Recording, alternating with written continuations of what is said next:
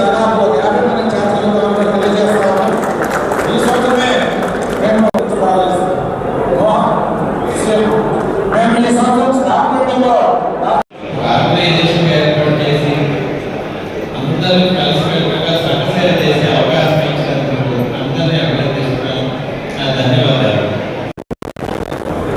మనకి అయిపోతున్నాం ఈరోజు అనేది తెలుసా.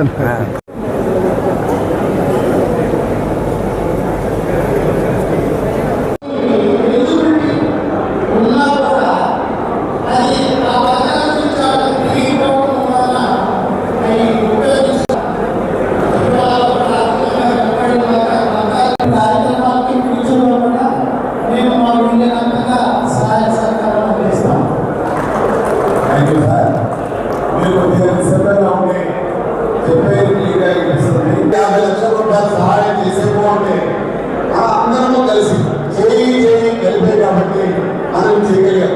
మనం ఒక్కొక్కరు మళ్ళా ఒకేరకంగా మళ్ళీ రిన్యూవల్తో పాటు మళ్ళా కొత్త వాళ్ళని కూడా సభ్యులుగా చేర్పించాలని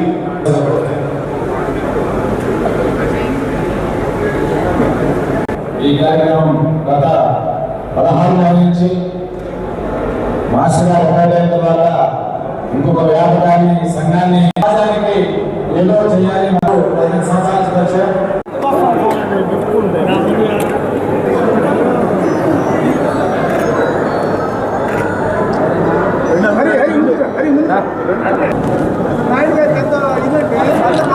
సుబ్బారావు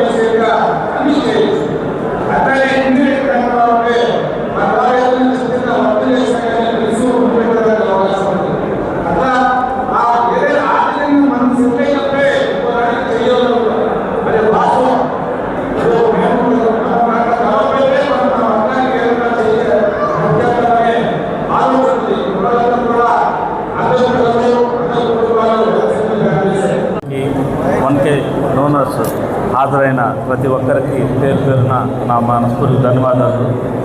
ఈ అమ్మ సంఘం గురించి మా మొదలన్న పడే తపన చూస్తే ఒక సొంత మన వ్యాపారం ఎక్కడైనా అభివృద్ధి చెందాలంటే కొత్తగా వచ్చిన వాళ్ళు ఎంత తపన పడి దాన్ని ఎంత స్ట్రైన్ అయిపోతారో అంతకన్నా ఎక్కువగా ఈ కమ్మ సంఘం గురించి అతని వ్యాపారాలు అన్నీ పక్కన పెట్టుకొని కమ్మ సంఘమే అతని కుటుంబమే కమ్మ సంఘం అనే ఫీల్ తోటి పనిచేస్తూ ఇప్పుడు అర్జెంటుగా ఈ కమ్మ సంఘానికి ఒక భవనం కట్టి ఒక పిల్లలకి ఒక స్కూలు ఒక గవర్నమెంట్ కమ్మ సంఘం అనేది ఒక తలెత్తి రోడ్డు మీద వెళ్తా ఎవరైనా సరే ఒక మినిస్టర్ అయినా ఎమ్మెల్యే అయినా ఒక పెద్ద ఎవరైనా సరే ఏ కులంలో సరే ఆ కమ్మ భవనం తలెత్తి చూసి వెళ్ళేటట్టు చేయాలనేది అన్న రేత్రింబావులు ఆ యొక్క ఆలోచన మీద ఉన్నాడు. ఇప్పుడు ఇది మేము ఒక 20 days నుంచి ఒక ప్రాసెస్ స్టార్ట్ చేసాం.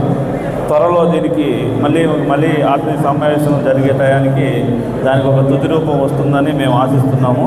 ఖచ్చితంగా ఆ కమ్మ భవన్ అనేది మనము గర్వించేదగ్గ కమ్మ భవన్గా తయారు చేస్తామని దాంట్లో పూర్తి సహకారాలు నాదైతే ఖచ్చితంగా ఉంటుందని ఆ కమ్మ సభ్యులందరూ కూడా అతని కుటుంబం లాగా ఈ కమ్మ సంఘాన్ని నడిపిస్తుంటే చూస్తే మాకే అనిపించింది. మేము వ్యాపారాలు చేసుకుంటా అన్నీ చేసుకుంటా రాజకీయాలు చేసుకుంటూ తిరుగుతున్నాం, కానీ అతనికి అన్ని వ్యాపారము రాజకీయము కుటుంబం మొత్తం కమ్మ సంఘం ఇది కమ్మ సంఘం కోసమే పనిచేస్తుంటే చాలా గర్వంగా ఉంది. ఇలాంటి మురళన్నని కమ్మ సంఘం అధ్యక్షుడిగా నియమించినందుకు ప్రకాశం జిల్లా కమ్మ సంఘం గర్వపడుతుందని, దానికి ఒక కమ్మ సంఘాన్ని చూసి పక్క సంఘాలు కూడా ఈడ్చిపడేంత లెవెల్లో తీసుకెళ్తున్నాడని నేను అనుకుంటున్నాను.